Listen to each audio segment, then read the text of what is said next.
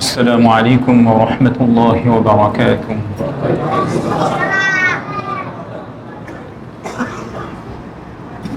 الحمد لله الحمد لله وكفى وسلام على عباده الذين اصطفى. أما بعد، فقد قال الله تعالى في القرآن الكريم: أعوذ بالله من الشيطان الرجيم. بسم الله الرحمن الرحيم. ما كان محمد أبا أحد من رجالكم ولكن رسول الله وخاتم النبيين وكان الله بكل شيء عليما. يا أيها الذين آمنوا اذكروا الله ذكرا كثيرا وسبحوه بكرة وأصيلا. هو الذي يصلي عليكم وملائكته ليخرجكم من الظلمات إلى النور وكان بالمؤمنين رحيما. وعن ابن عباس رضي الله تعالى عنه عن رسول الله صلى الله عليه وسلم فيما يروي عن ربه تبارك وتعالى: إن الله كتب الحسنات والسيئات ثم بين ذلك، فمن هم بحسنة فلم يعملها كتبها الله عنده حسنة كاملة، وإن هم بها فعملها كتبها الله تبارك وتعالى 10 حسنات إلى 700 أضعاف كثيرا، وإن هم بسيئة فلم يعملها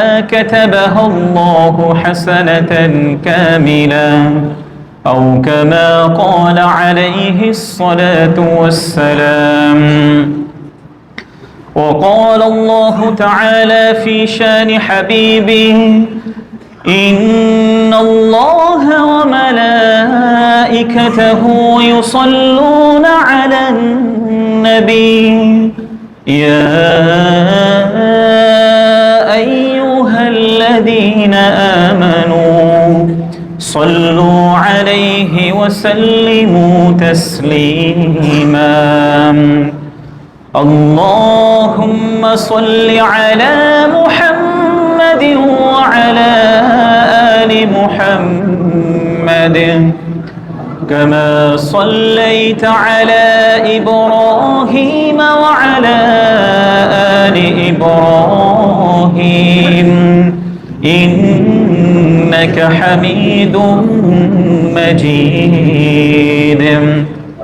اللهم بارك على محمد وعلى آل محمد كما باركت على إبراهيم وعلى آل إبراهيم إنك حميد مجيد.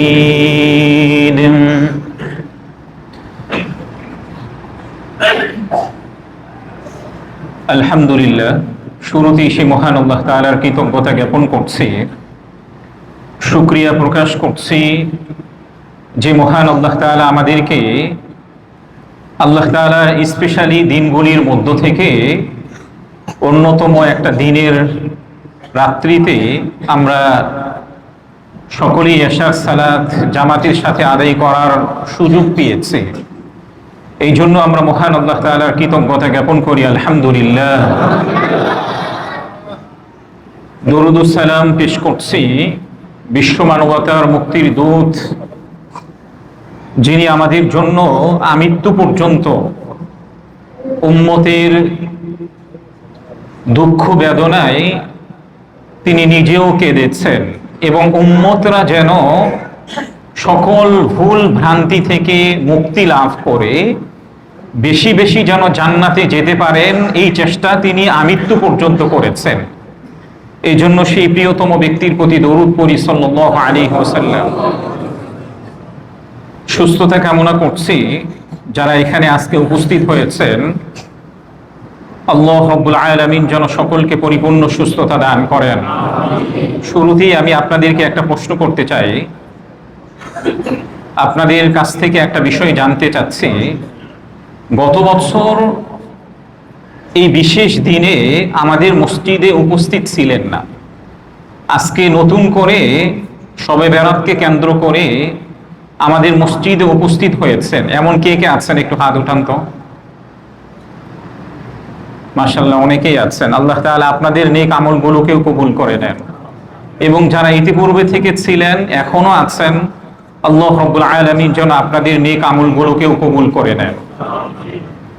আমরা অত্যন্ত সংক্ষিপ্ত কিছু আলোচনা করব, যেহেতু আজকের রাতটি হচ্ছে ইবাদতের রাত। বয়ান কিংবা অন্য কোনো বিষয় শোনার এই রাত্রটি না। তো একেবারেই আমরা কিছু বিষয় আলোচনা করে আপনাদেরকে ইবাদতের জন্য আমরা ছেড়ে দিব।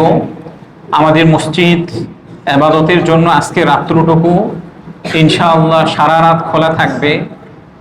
রাত্র 3টা থেকে এখানে কিয়ামুল লাইল হবে, এখানে আপনারা অংশগ্রহণ করবেন।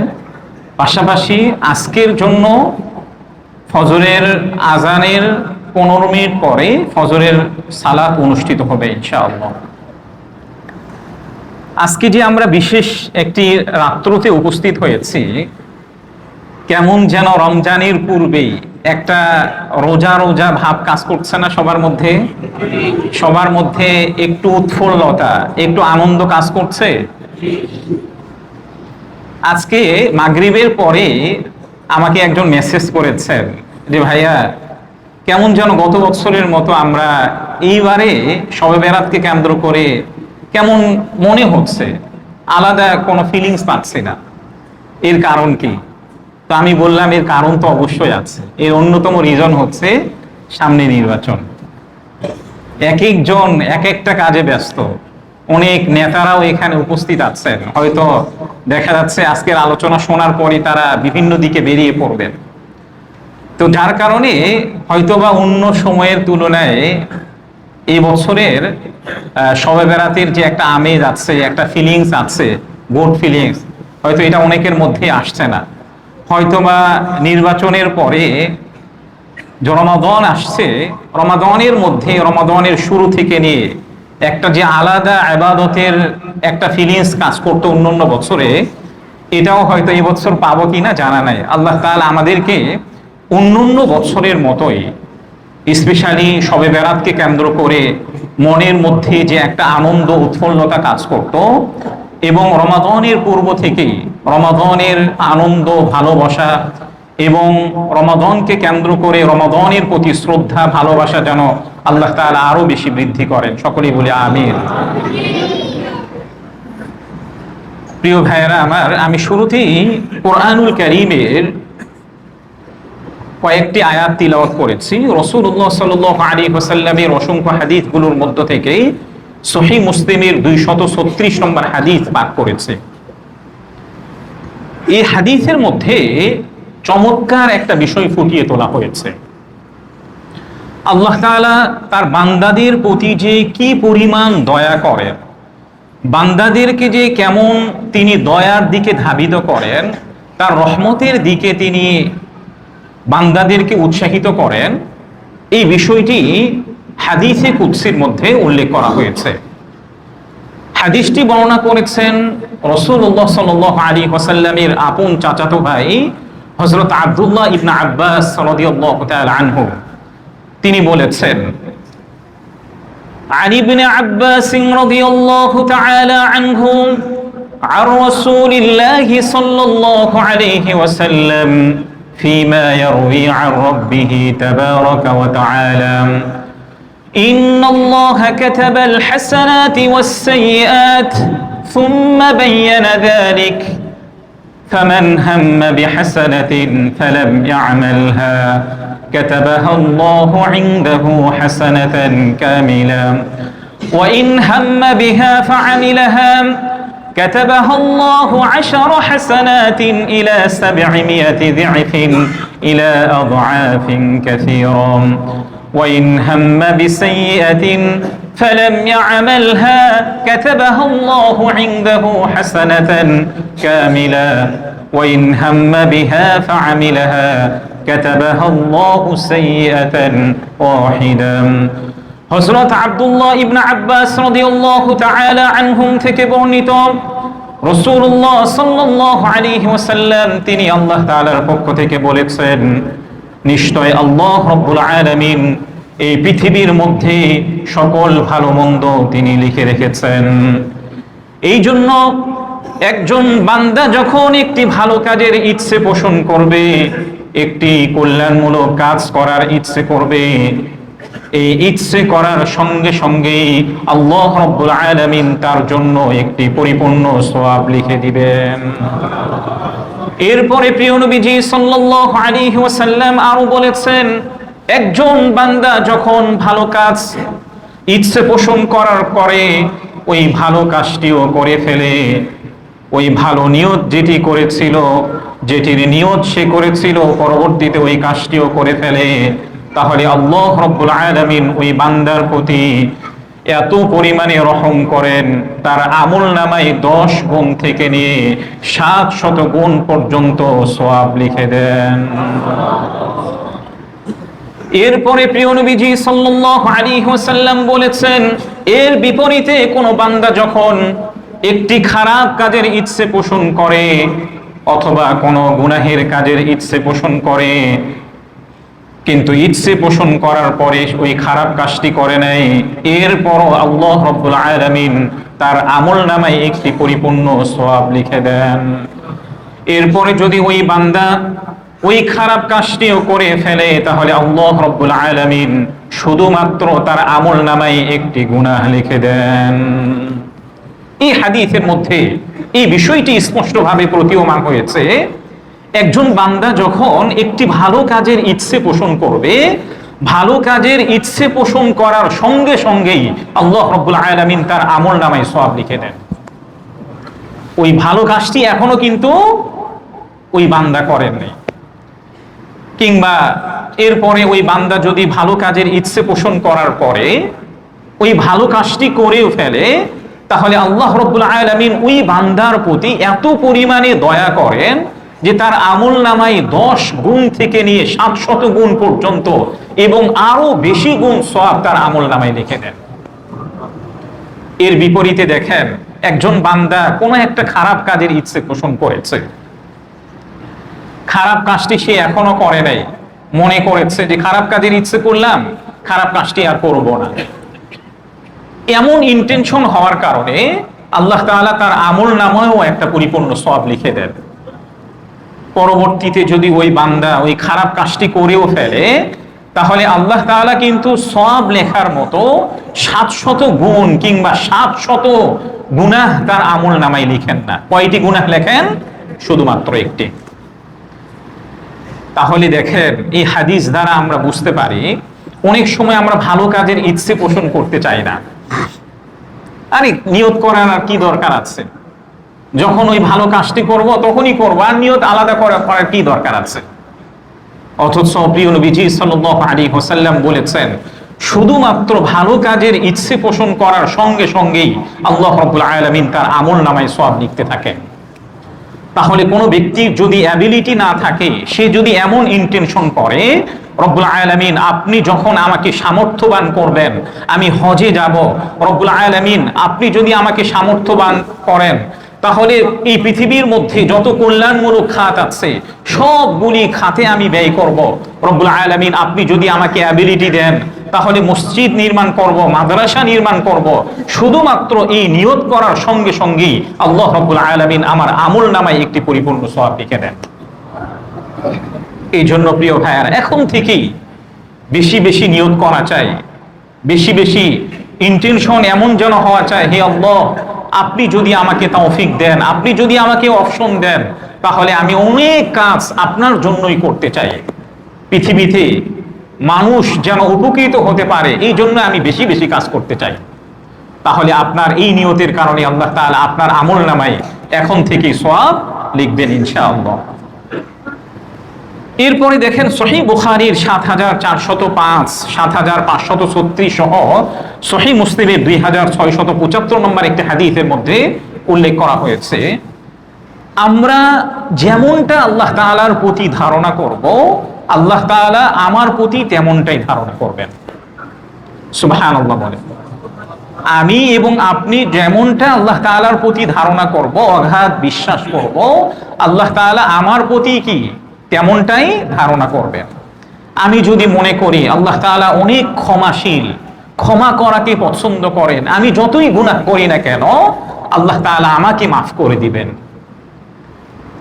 আপনার নিয়ত যদি আল্লাহ তাআলার প্রতি এমন থাকে, আল্লাহ তাআলা আপনার সাথেও এমনটাই আচরণ করবেন। এই বিষয়টি হযরত আবু হুরায়রা রাদিয়াল্লাহু তাআলা আনহু থেকে বর্ণিত হয়েছে। প্রিয় নবীজি সাল্লাল্লাহু আলাইহি ওয়াসাল্লাম বলেছেন, আনা ইনদা যন্নি আবদি বি, আমি আমার বান্দার সঙ্গে তেমনই আচরণ করি যেমন আমার বান্দা আমার সম্পর্কে ধারণা করে। আমি আমার বান্দার সঙ্গে তেমন আচরণ করি যেমন আচরণ বা যেমন ধারণাটা আমার বান্দা আমার সঙ্গে করে থাকে। এরপরে প্রিয় নবীজি সাল্লাল্লাহু আলাইহি ওয়াসাল্লাম বলেছেন, ওয়া আনা মাআহু ইযা যাকারানি, আমার বান্দা যখন আমাকে নিয়ে আলোচনা করে আমি তার সঙ্গে থাকি। আমার বান্দা যখন আমাকে নিয়ে আলোচনা করে আমি তার সঙ্গে থাকি।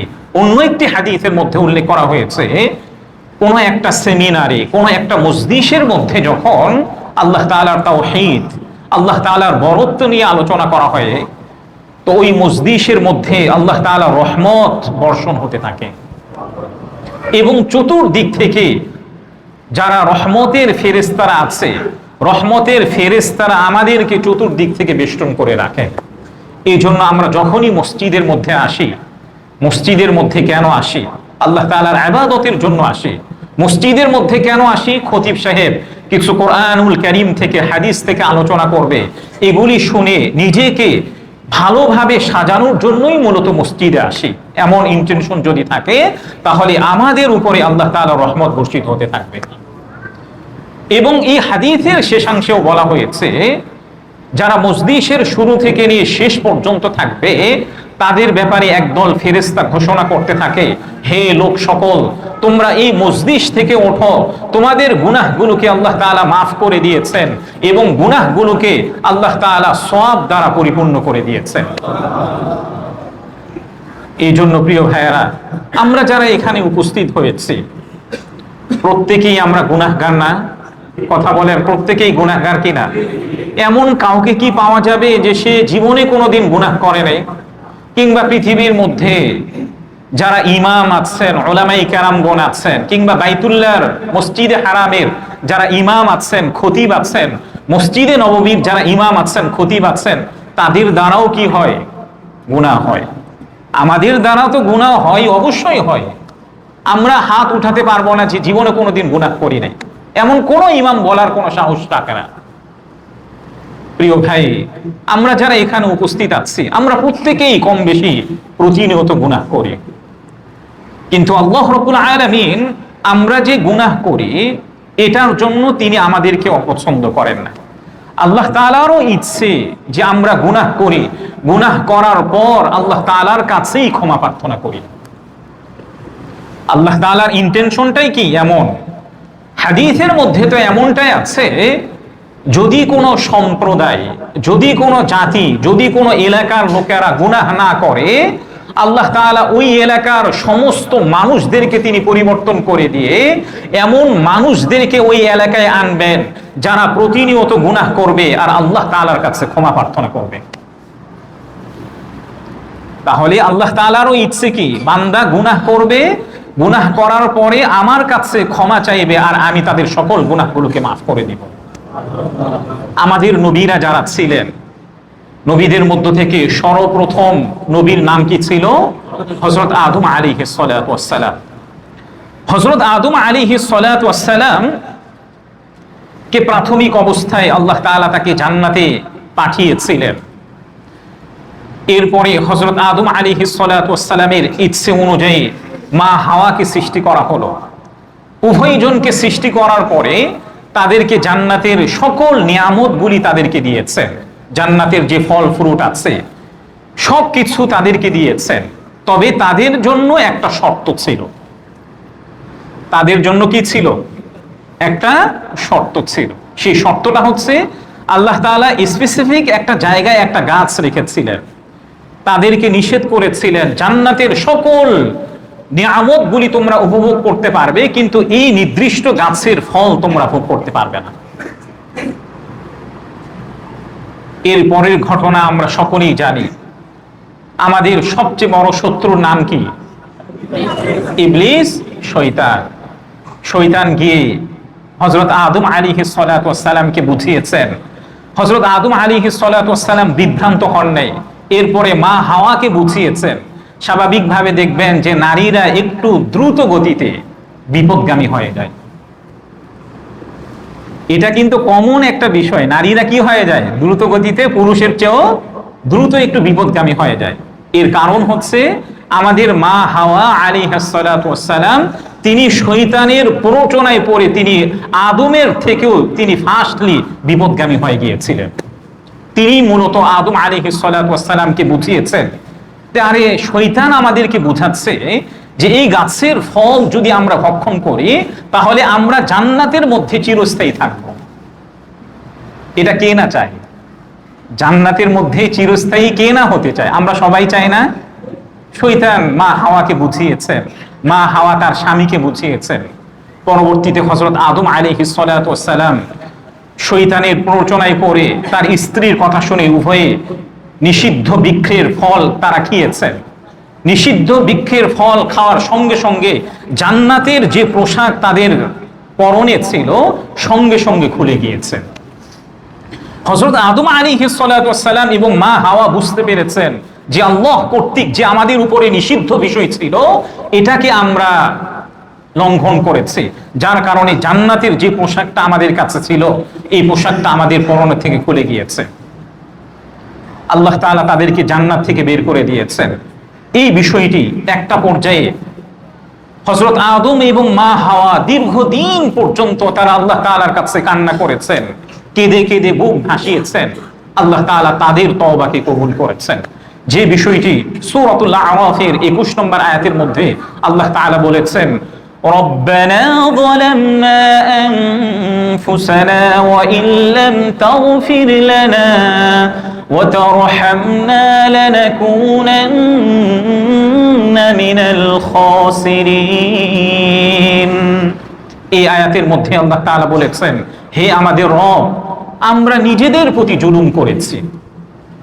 হে আমাদের রব, আমরা নিজেদের প্রতি জুলুম করেছি। যদি আপনি আমাদেরকে মাফ না করেন, আমাদের প্রতি দয়া না করেন, তাহলে আমরা তো ক্ষতিগ্রস্তদের অন্তর্ভুক্ত হব।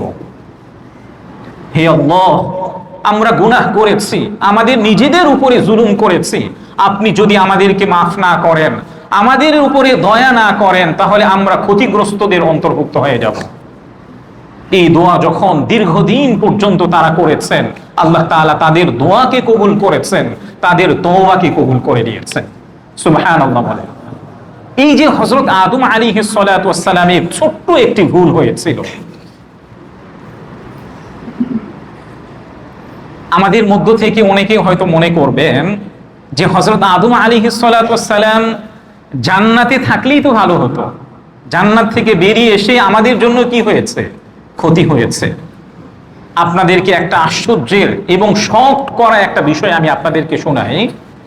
অনেক ওলামাই কেরামগণ বলেছেন যে হযরত আদম আলাইহিস সালাতু ওয়াস সালাম এবং মা হাওয়া নিষিদ্ধ বৃক্ষের ফল যে খাবেন এটা আল্লাহ তাআলা আগে থেকেই জানেন। এটা আল্লাহ তাআলা কি আগে থেকেই জানেন। এমনকি কিয়ামত পর্যন্ত যত নবী রসুলদেরকে প্রেরণ করেছেন আল্লাহ তাআলা, সকল নবী রসুলদের লাখো লাখো উম্মত আছে না? কথা বলেন, লাখো লাখো উম্মত আছে না? লাখো লাখো উম্মত আছে। একটা হাদিসের মধ্যে উল্লেখ করা হয়েছে, জান্নাতের মধ্যে কিয়ামতের দিন 120 কাতার হবে। এর মধ্য থেকে, জান্নাতের মধ্যে যে 120 কাতার হবে, এর মধ্য থেকে অন্যান্য উম্মতদের মাত্র 40 কাতার হবে। আর প্রিয় নবীজি সাল্লাল্লাহু আলাইহি ওয়াসাল্লামের উম্মতরা 80 কাতার জান্নাতের মধ্যে প্রবেশ করবে। এই যে এত এত উম্মতরা জান্নাতের মধ্যে যাবে, হযরত আদম আলাইহিস সালাতু ওয়াস সালাম যদি জান্নাত থেকে বের না হয়ে আসতেন, তাহলে পৃথিবীর মধ্যে বর্তমান যে 800 কোটি মানুষ আছে, এত মানুষ পৃথিবীর মধ্যে পাওয়া যেত?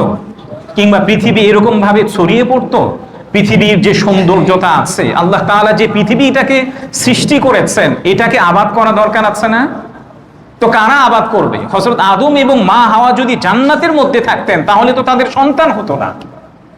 তাহলে কি আল্লাহ তাআলার ইচ্ছে যে এরা যে নিষিদ্ধ বৃক্ষের ফল আছে এটা খাবে? এটা আল্লাহ তাআলার কি আগে থেকেই এমনটাই ইচ্ছে ছিল?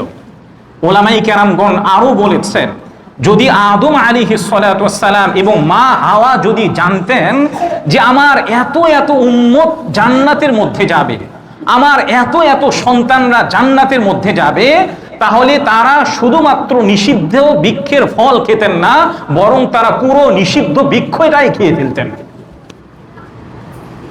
তারা তো শুধুমাত্র কি খেয়েছেন?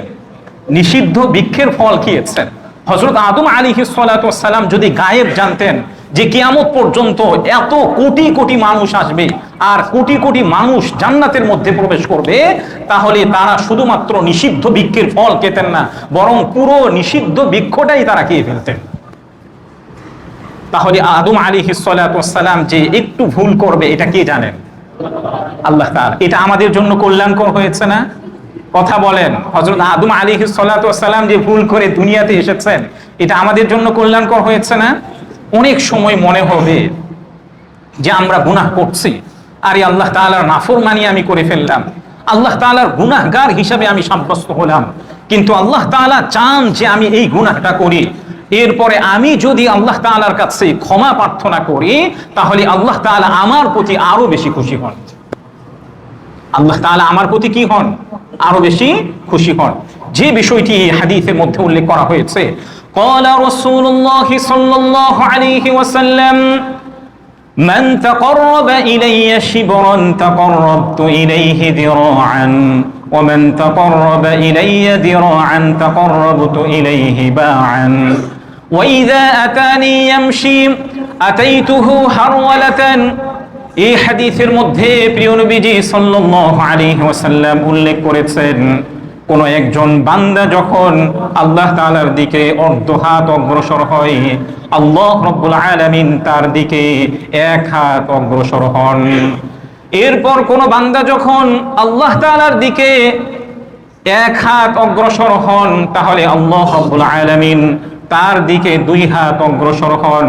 আর কোন বান্দা যখন আল্লাহ তাআলার দিকে হেঁটে হেঁটে আসে, তাহলে আল্লাহ তাআলার রহমত তার দিকে আরো বেশি দ্রুত ধাবিত হয়ে যায়। আমি যদি আল্লাহ তাআলার দিকে একটু স্লোলি অগ্রসর হই, তাহলে আল্লাহ তাআলা আমার দিকে একটু আরো বেশি অগ্রসর হন। আমি যদি 1 হাত অগ্রসর হই, তাহলে আল্লাহ তাআলা 2 হাত অগ্রসর হন। আমি যদি হেঁটে হেঁটে যাই, তাহলে আল্লাহ তাআলা আমার দিকে দৌড়িয়ে চলে আসেন, অর্থাৎ তার রহমত দ্রুত গতিতে আমাদেরকে ঢেকে ফেলে। এই জন্য প্রিয় ভাইয়ারা, আমাদের নবী রাসূল যারা ছিলেন, তাদের থেকে ভুল ভ্রান্তি হয়েছে। হযরত আদম আলাইহিস সালাতু ওয়াস সালাম তিনি নিজেও ভুল করেছেন, এটা আল্লাহ তাআলা আগে থেকেই জানতেন। কোরআনুল কারীমের মধ্যে ক্ষমার ভাষাটা কেমন হবে, এটা আল্লাহ তাআলা কোরআনের মধ্যেও বলেছেন। হযরত নূহ আলাইহিস সালাতু ওয়াস সালাম কিভাবে আল্লাহ তাআলার কাছে তওবা এবং ইস্তিগফার করেছেন, দেখুন কোরআনুল কারীমের সূরাতুল কসসের 24 নম্বর আয়াতের মধ্যে, সূরাত নূহের 22 নম্বর আয়াতের মধ্যে আল্লাহ তাআলা হযরত নূহ আলাইহিস সালাতু ওয়াস সালামের ক্ষমার এবং ইস্তিগফারের দোয়াটা তিনি বর্ণনা করেছেন। আল্লাহ তাআলা বলেছেন, রব্বি ইগফিরলি ওয়া লিওয়ালিদাইয়া ওয়া লিমান দাখালা বাইতিয়া মুমিনান ওয়া লিল মুমিনিনা ওয়াল মুমিনাত। হযরত নূহ আলাইহিস সালাতু ওয়াস সালাম বলেছেন, হে আমার রব, আপনি আমাকে এবং আমার পিতামাতাদেরকে মাফ করে দিন। আমরা আল্লাহ তাআলার কাছে কিভাবে দোয়া করব? এক একজন নবীদের মাধ্যমে তিনি আমাদেরকে শিখিয়েছেন। হে আল্লাহ, আপনি আমাদেরকে মাফ করে দিন, আমাদের পিতামাতা যারা আছে, আমাদের সন্তানরা যারা আছে, তাদেরকেও আপনি মাফ করে দিন। হযরত মূসা আলাইহিস সালাতু ওয়াস সালাম তিনি আল্লাহ তাআলার কাছে দোয়া করেছেন, রব্বি ইন্নী যালামতু নাফসি ফাগফিরলি ফাগফারা লাহু ইন্নাহু হুয়াল গফুরুর রহিম। হে আল্লাহ, আমি নিজের প্রতি জুলুম করেছি, সুতরাং আপনি আমাকে মাফ করে দিন। হে আল্লাহ, আমি নিজের প্রতি জুলুম করেছি, আপনি আমাদেরকে মাফ করে দিন। আমাদের নবী মুহাম্মদুর রাসূলুল্লাহ সাল্লাল্লাহু আলাইহি ওয়াসাল্লাম সর্বশেষ নবী এবং রাসূল। আল্লাহ তাআলা তাকে এত পরিমাণে ভালোবেসেছেন, কোরআনুল কারীমের মধ্যে জায়গায় জায়গায় প্রিয় নবীজির প্রশংসা করেছেন। অন্যান্য নবী রাসূলদেরকে যখন সে যুগের লোকেরা কষ্ট দিয়েছে, অন্যান্য নবীরা নিজেরা তাদের উত্তর দিয়েছেন। এর বিপরীতে মক্কার কাফির এবং মুশরিকরা যখন প্রিয় নবীজি সাল্লাল্লাহু আলাইহি ওয়াসাল্লামকে বিভিন্ন ধরনের কষ্ট দিয়েছেন, নবীজি নিজের থেকে তিনি কোনো উত্তর দেন নাই। নবীজি নিজের থেকে কি করেন নাই? কোনো উত্তর দেন নাই। আল্লাহ তাআলা তাকে যে দোয়াগুলি শিখিয়ে দিয়েছেন, কোরআনের যে আয়াতগুলি বর্ণিত হয়েছে, নবীজি তাদের কাছে এগুলি শুনিয়ে দিয়েছেন। নবীজিকে আল্লাহ তাআলা এত পরিমাণে ভালোবাসতেন, এরপরও হাদিসের মধ্যে উল্লেখ করা হয়েছে, সহিহ মুসলিমের 2702 নম্বরের মধ্যে উল্লেখ করা হয়েছে, নবীজি প্রতিদিন আল্লাহ তাআলার কাছে 100 বার তওবা এবং ইস্তেগফার করতেন। নবীজি প্রতিদিন কতবার তওবা ইস্তেগফার করতেন? 100 বার। আমাদের মধ্য থেকে এখানে কে কে আছি যে প্রতিদিন 100 বার তওবা এবং ইস্তেগফার করি? কয়েকজন মাত্র পাওয়া যাবে। অথচ আমাদের সবারই দরকার ছিল যে নবীজি যেহেতু প্রতিনিয়ত তিনি 100 বার তওবা এবং ইস্তেগফার করতেন, আমাদেরও উচিত ছিল যে বেশি বেশি আমরা তওবা এবং ইস্তেগফার করব। তওবা এবং ইস্তেগফারের ফজিলত প্রসঙ্গে প্রিয় নবীজির একটি হাদিস আছে, সুনান আবি দাউদের 1518 নম্বরের মধ্যে উল্লেখ করা হয়েছে, ক্বালা রাসূলুল্লাহ সাল্লাল্লাহু আলাইহি ওয়াসাল্লাম মান লাযিমাল ইস্তিগফার জাআলাল্লাহু লাহু মিন কুল্লি দিকিন মাখরাজা ওয়া মিন কুল্লি হাম্মিন ফারাজা ওয়া রাযাকাহু মিন হাইথু লা ইয়াহতাসিব। প্রিয় নবীজি সাল্লাল্লাহু আলাইহি ওয়াসাল্লাম বলেছেন, যে ব্যক্তি বেশি বেশি ইস্তেগফার করবে, আল্লাহ রাব্বুল আলামিন তাকে সব ধরনের সংকট থেকে উত্তরণের ব্যবস্থাপনা করবেন, তার পেরেশানি দূর করে দিবেন এবং তাকে এমন জায়গা থেকে রিজিক দান করবেন যা সে কোনোদিন কল্পনাও করে নাই। এই হাদিসের মধ্যে যারা বেশি বেশি ইস্তেগফার করবে, তার যত ধরনের সমস্যা আছে, প্রবলেম আছে, এই সমস্যাগুলোকে দূর করে দিবেন কে? আল্লাহ রাব্বুল আলামিন। আল্লাহ তাআলা নিজে এটার প্রতিশ্রুতি দিয়েছেন। এমন কি আল্লাহ তাআলা এমন স্থান থেকে রিজিক দিবেন যে স্থান সম্পর্কে সে কোনোদিন কল্পনাও করে নাই। অন্য একটি হাদিসের মধ্যে উল্লেখ করা হয়েছে, যে ব্যক্তি বেশি বেশি ইস্তেগফার করবে, আল্লাহ তাআলা তার দোয়াগুলোকে কবুল করে নেবেন। আল্লাহ তাআলা তার দোয়া কি করবে? কবুল করবে। ইতিহাসের গ্রন্থের মধ্যে উল্লেখ করা হয়েছে, ইমাম বুখারী রাহমাতুল্লাহ আলাইহির উস্তাদ ইমাম আহমদ ইবনে হাম্বল রাহমাতুল্লাহ আলাইহি, তিনি এত বড় একজন মনীষী ছিলেন, ব্যক্তিত্ব ছিলেন। স্বাভাবিকভাবে এই সময়ে তো সোশ্যাল মিডিয়া আছে, একজন আলেমকে আমরা সহজেই চিনতে পারি।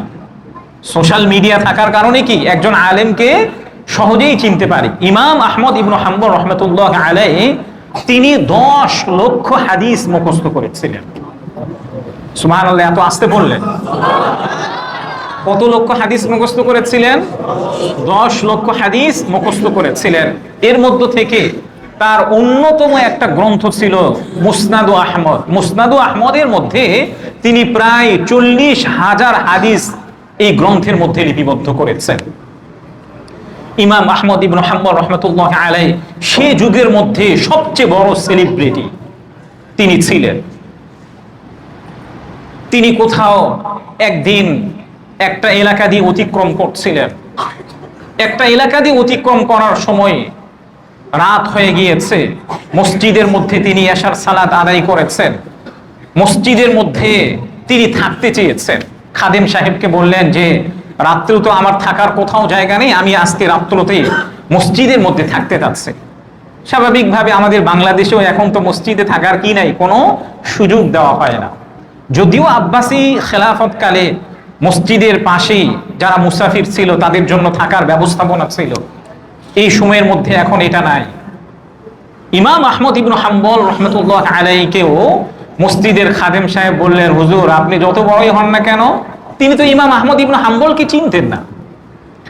যেমন ধরেন আমি এই এলাকার মধ্যে হয়তো সবাই আমাকে চিনেন, কিন্তু একটা এলাকা থেকে ক্রস করে যদি আমি আরেকটা এলাকায় যাই, কিংবা ছাপড়া মসজিদ বাইতুল আরাফা হয়তো আমাকে চিনতে পারে, অন্য এলাকায় যদি যাই তাহলে আমি বাইতুস সালাম মসজিদের খতিব, এটা যদি ওই এলাকার লোকেরা না জানে তাহলে আমাকে মসজিদে থাকতে দিবে? মসজিদে থাকতে দিবে না। খাদেম সাহেব বললেন যে না, আপনি মসজিদের মধ্যে থাকতে পারবেন না। ইমাম আহমদ ইবনে হাম্বল রাহমাতুল্লাহ আলাইহি বললেন যে দেখো, আমি ফজরের সালাত শেষ করি মসজিদ থেকে চলে যাব। এরপর খাদেম সাহেব তাকে অনুমতি দেন নাই। ইমাম আহমদ ইবনে হাম্বল রাহমাতুল্লাহ আলাইহি তিনি মসজিদ থেকে বের হয়ে গিয়েছেন। মসজিদ থেকে বের হওয়ার পরে তিনি রাস্তায় দেখলেন একজন রুটি বিক্রেতা রাস্তার যে লাইটগুলি ছিল এই লাইটের আলোর মাধ্যমে সেই রুটি তৈরি করছে। ইমাম আহমদ ইবনে হাম্বল রাহমাতুল্লাহ আলাইহিকে বললেন যে ভাই, আমি আপনার পাশে এই রাত্রিটাকে অতিবাহিত করতে চাই, যদি আপনি আমাকে অনুমতি দেন। রুটি বিক্রেতা বললেন, ভাই হ্যাঁ, কোনো সমস্যা নেই, আপনি আমার সঙ্গে রাত্র অতিবাহিত করতে পারেন। ইমাম আহমদ ইবনে হাম্বল রাহমাতুল্লাহ আলাইহি এত বড় একজন সেলিব্রিটি তিনি ছিলেন, তিনি দেখলেন ওই রুটি বিক্রেতা রুটির মধ্যে খামির তৈরি করছে, চুলার মধ্যে রুটি দিচ্ছে, আর সে নিম্ন আওয়াজে কি যেন বলছে, নিম্ন আওয়াজে কি যেন বলছে। ফজরের একটু পূর্বে ইমাম আহমদ ইবনে হাম্বল রাহমাতুল্লাহ আলাইহি তার এই বিষয়টি সারা রাত তিনি অবলোকন করেছেন। তার কাছ থেকে যাওয়ার পূর্বেই রুটি বিক্রেতাকে জিজ্ঞাসা করলেন যে ভাই, ফজরের আজান তো একটু পরেই হবে, আমি আপনার কাছ থেকে চলে যাব, কিন্তু আপনার একটা বিষয় আমার কাছে খুবই বিস্ময়কর মনে হয়েছে, যদি আপনি আমাকে এই বিষয়টা খুলে বলতেন। রুটি বিক্রেতা বললেন, কোন বিষয়টি? যে আমি সারা রাত দেখেছি আপনি রুটি তৈরি করছেন আর নিম্ন আওয়াজে কি যেন বলছেন। রুটি বিক্রেতা বলছেন, আমি সারা রাত রুটি তৈরি করেছি আর আল্লাহ তাআলার ইস্তিগফার, আস্তাগফিরুল্লাহ আস্তাগফিরুল্লাহ এই দোয়াটি পড়ে। আস্তাগফিরুল্লাহ এর অর্থ হচ্ছে, হে আল্লাহ আমি আপনার কাছে ক্ষমা প্রার্থনা করছি। অর্থ কি বলেন? হে আল্লাহ আমি আপনার কাছে ক্ষমা প্রার্থনা করছি। তিনি সারা রাত পড়েছেন। ইমাম আহমদ ইবনে হাম্বল রাহমাতুল্লাহ আলাইহি বলেছেন, তাকে বললেন যে ভাই, ইস্তিগফারের তো একটা ফজিলত আছে,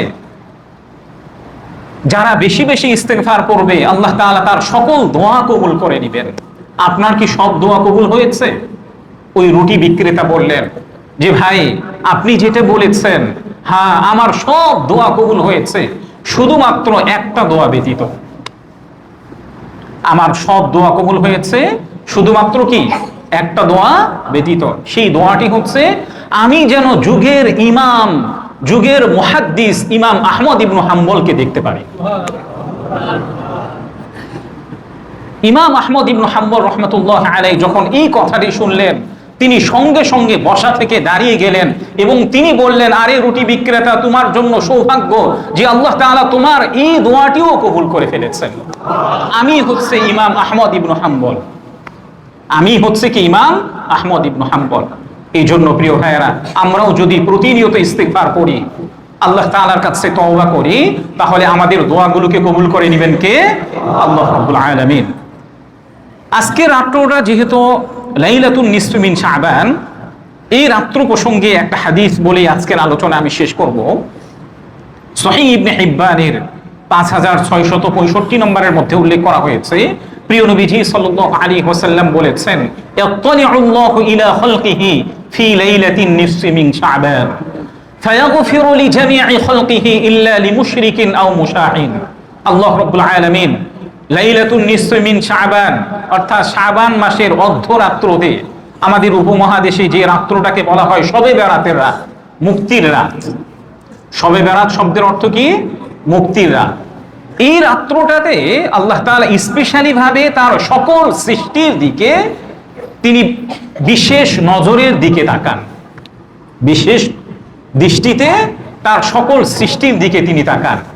এরপরে হাদিসের মধ্যে উল্লেখ করা হয়েছে, আল্লাহ তাআলা সকল বান্দাদেরকে মাফ করেন, তবে দুই শ্রেণীর বান্দাদেরকে তিনি মাফ করেন না। এর মধ্য থেকে এক শ্রেণী হচ্ছে যারা মুশরিক আছে তাদেরকে তিনি মাফ করেন না, আর যারা অন্যের প্রতি বিদ্বেষ পোষণ করে, অন্যকে নিয়ে যারা হিংসা পোষণ করেন, আল্লাহ তাআলা তাদেরকেও মাফ করবেন না। ফার্স্টলি হচ্ছে যারা শিরিক করে।